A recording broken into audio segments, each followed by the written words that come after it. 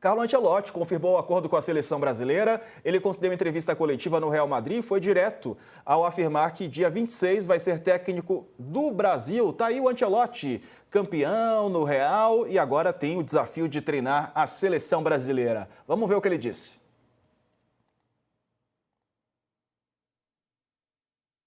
Pasado muy bien aquí, quiero terminarlo bien, porque es lo que me pide mi seriedad y mi profesionalidad. El día 26 hablaré de un otro desafío, que es para mí algo muy importante, y como ha sido importante este periodo pasado con el Real Madrid. Creo que ha sido una decisión común de acabar aquí. Nunca he tenido un problema con el club y nunca voy a tener un problema con el club. Lo he repetido muchas veces. Como he dicho, yo a Xabi Alonso le tengo mucho cariño. No tengo ningún consejo que darle porque tiene todas las herramientas para ser un gran entrenador en el futuro. Que yo creo que he sacado lo máximo de lo que podía sacar desde mí mismo. He sacado lo máximo. Y los títulos hablan por sí mismos. Espectacular. En mi carrera, cuando empecé a entrenar, que podía entrenar en Real Madrid para 6 años. Nunca lo he pensado en mi vida. Esta temporada no ha salido bien por muchas cosas, pero en la evaluación general de este periodo ha sido un periodo inolvidable.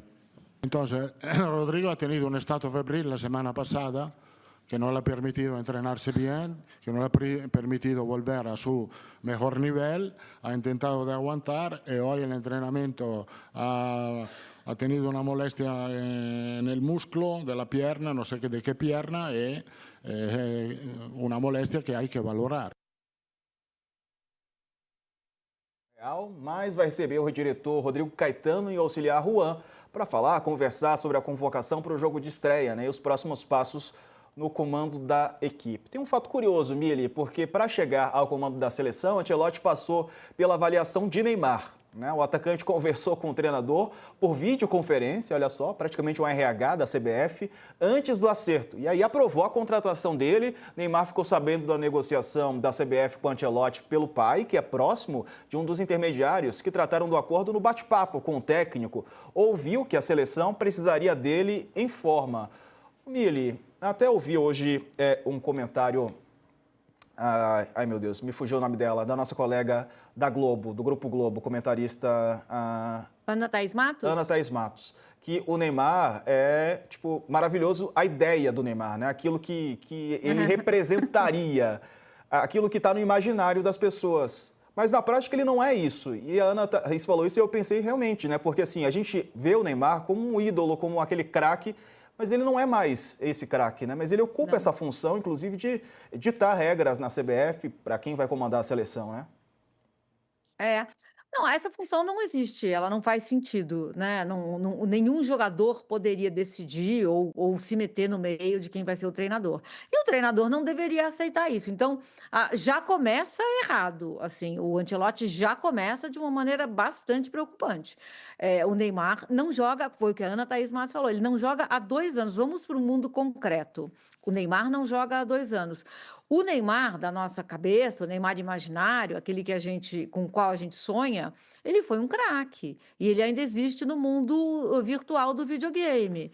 Mas esse Neymar não se apresenta há 2 anos. É com ele que o Ancelotti está negociando o que será o futuro da seleção. Não faz sentido, gente. Não tem nada é imoral, é antiético, é uma aberração política. Não faz sentido. Se o Ancelotti já vai chegar se curvando ao Neymar, que não joga há 2 anos, é porque o destino disso é dar errado, né? Eu acho que não há ninguém que concorde com esse tipo de coisa. Se ele chega editando essas regras, quer dizer que o Neymar vai seguir sendo convocado para a seleção, na tua avaliação, Mili? Sim, isso me diz que o Neymar vai seguir sendo convocado, ele vai precisar voltar a jogar primeiro para isso, né? E me diz que a influência dele dentro da seleção é muito grande. Me diz que a CBF tem com a seleção, o Neymar tem com a seleção, uma relação que não depende dele jogar.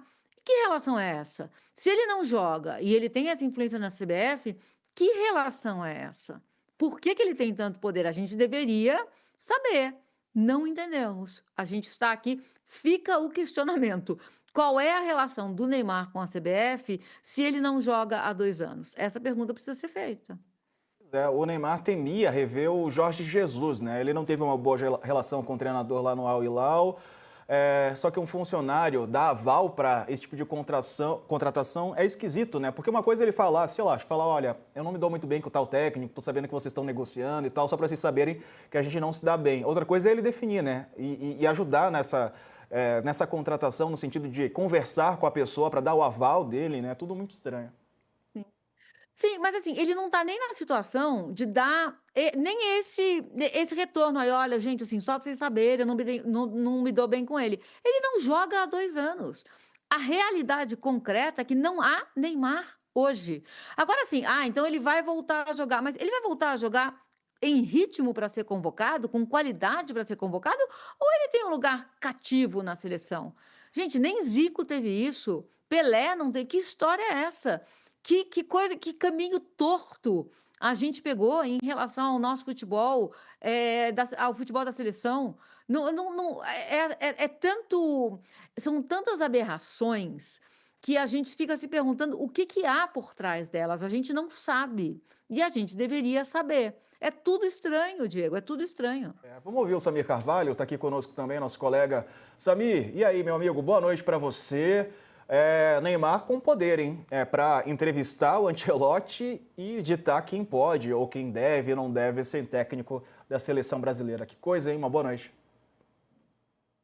Boa noite, Diego. Boa noite, Milha, amigos e amigas que nos acompanham. O mesmo poder que ele tem no Santos, né, Diego? O Neymar realmente tem trabalhado aí como um administrador, né? Mas dentro de campo a gente não tem visto o Neymar, né? Vamos aguardar domingo, aliás, se ele volta, né, no clássico contra o Santos, né? Corinthians e Santos na Neoquímica Arena. Mas ele tem essa influência, né? Dizem até que influenciou, inclusive, para que o Jorge Jesus não fosse escolhido, né, para ser o técnico da seleção brasileira. Apesar que ainda eu prefiro o Ancelotti do que o Jorge Jesus, né, em questão de carreira, de títulos, mas o Neymar realmente tem essa influência que, né, os nossos colegas, a gente que cobre aí os bastidores, sabe que ele já tinha e o pai desde o período do Tite, né? Em Copa do Mundo, o Neymar pai chegou a se hospedar no mesmo hotel que a delegação da seleção brasileira. Então, essa influência e esse poder, ô Diego, ó, já vem de longe, hein? Vem de longe. E o Neymar tem previsão de voltar a jogar pelo Santos só para o dia 1º de junho contra o Botafogo, né? A convocação ocorre antes, dia 26 de maio, ou seja, vamos ver o que acontece, já que para jogar ele está sendo esperado só no dia 1º. É isso, né, Samir? Vamos aguardar, né? Agora seria um absurdo o Neymar já ser convocado para a seleção brasileira, porque mesmo que volte, né, uma rodada antes, enfim, 10, 5 dias antes da convocação, acho que o Neymar teria que provar, né? Não ter a cadeira cativa, teria que provar realmente em campo, né, participar de alguns jogos do Santos, né, para a gente entender se ele pode ser aproveitado ou não. A questão do Neymar também tem que se discutir taticamente. No Santos ele tem atuado como um meia, jogando atrás dos atacantes. E ele vem buscar bola, ele não tem físico hoje para isso, está apanhando bastante quando joga. O Neymar, o treinador vai ter que entender, vai ter que fazer com o Neymar o que se faz com o Memphis no Corinthians. O Corinthians hoje, quando o Memphis joga, o Corinthians não pode atuar sem ter um companheiro de ataque para o Memphis. Porque você colocar o Memphis de meia já não deu certo no Corinthians também. Ele tem que estar lá perto da área. O Neymar, para tentar alguma coisa com ele, para mim tem que ser dentro da área. Esse negócio de meia, de ficar carregando a bola, de ficar distribuindo bolas, enfim. É que também, eu conversei com um jogador, ele falou isso para mim, tem a vaidade do atleta também, né? Ele quer ser o dono do time, o camisa 10, o meia que bate escanteio, bate faltas. Mas o Neymar, nessa função, para mim, na seleção ou no Santos, não dá certo. E por falar em Neymar, entra no ar hoje o 4º episódio do podcast Neymar. Produção original do UOL, já está disponível nas plataformas de podcasts e no YouTube do UOL Prime. Nesse episódio, Juca Kfouri e Pedro Lopes contam como Neymar influenciava na rotina da seleção brasileira e até mesmo em contratos com a TV. Vamos conferir um trecho desse episódio? De 2014 Apenas 16 dias depois de sofrer a lesão no jogo contra a Colômbia, Neymar sentou com Tadeu Schmidt e Renata Vasconcelos para dar uma entrevista exclusiva. Fez uma exigência.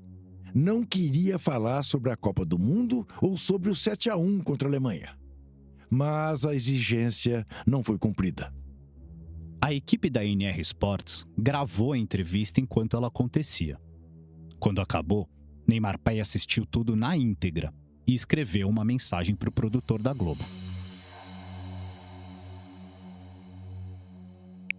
Desde o convite que vocês fizeram ao meu filho para ele participar do Fantástico, deixamos claro que seria muito difícil uma entrevista. Mas, em respeito à parceria que sempre tivemos, nos esforçaríamos para agendar. Neymar, depois que você se machucou, passou pela sua cabeça jogar a final? Não tentamos nenhum milagre.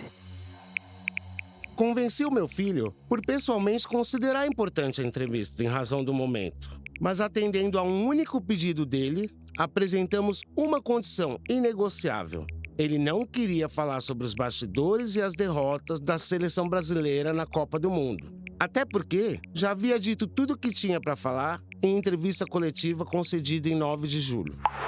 Quais foram os erros da seleção? Foram de tática, de técnica, de preparação? Essa condição não foi respeitada. Assistindo a entrevista, posso garantir que toda a entrevista girou em torno do assunto que o meu filho não queria abordar, o que me deixou extremamente surpreso. Eu resolvi não interferir, pois, como nos foi garantido, a entrevista seria gravada e, caso algum assunto, pergunta ou resposta não fosse considerada adequada, poderíamos solicitar que fosse excluída.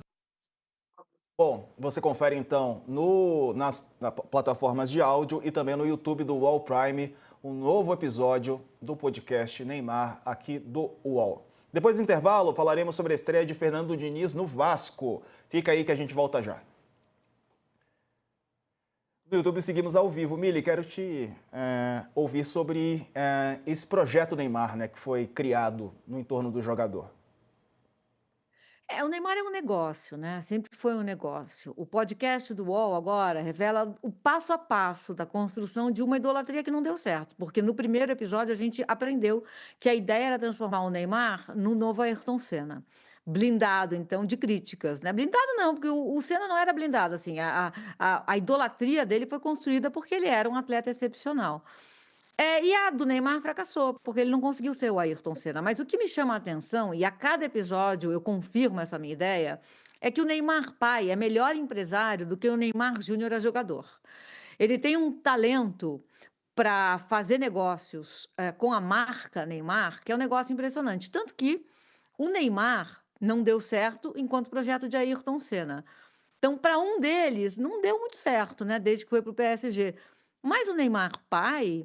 ele tem poder, ele tem fama, ele tem influência e ele é bilionário. Um desses dois fez uma carreira de muito sucesso nessas negociatas. Pois é. Ô, Samir, e essas conversas todas que estão sendo reveladas, né? A gente conhecendo melhor o projeto Neymar e a participação do filho e do pai também, né? Em toda a carreira, em todo o projeto em torno do jogador. Eu cobri o Santos desde que o Neymar chegou ao Santos na base e até a venda dele, inclusive trouxe com exclusividade a venda dele para o Barcelona na época. Eu conheço bem a história do Neymar, o documentário está maravilhoso, está perfeito. Isso para mim é soberba, né, do pai do Neymar. Há um provérbio que diz, né, a soberba precede a queda. E acho que o Neymar estaria em lugares mais altos, né, alcançado realmente o que a gente esperava dele falando de futebol, se o pai não fosse tão soberbo.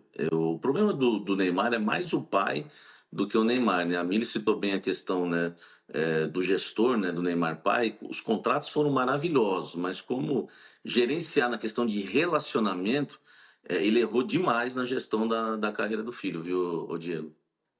Agradecendo a você que está acompanhando a gente pelo YouTube, algumas pessoas aqui participando, o Leandro está mandando mensagens, cadê? Cícero também mandou mensagem aqui pra gente. Amadeu Moraes falou que vai torcer contra a seleção brasileira. Que isso, meu amigo? Calma, calma. Torcedores, calma. Quem mais? Deixa eu ver aqui. A Cíntia está conosco também. A Cláudia, Dani, Ana Paula Neves também aqui mandando mensagem. Então, você que quiser assistir ouvir o podcast Neymar nas plataformas de áudio, em vídeo no YouTube do UOL Prime. A gente está voltando agora para a TV.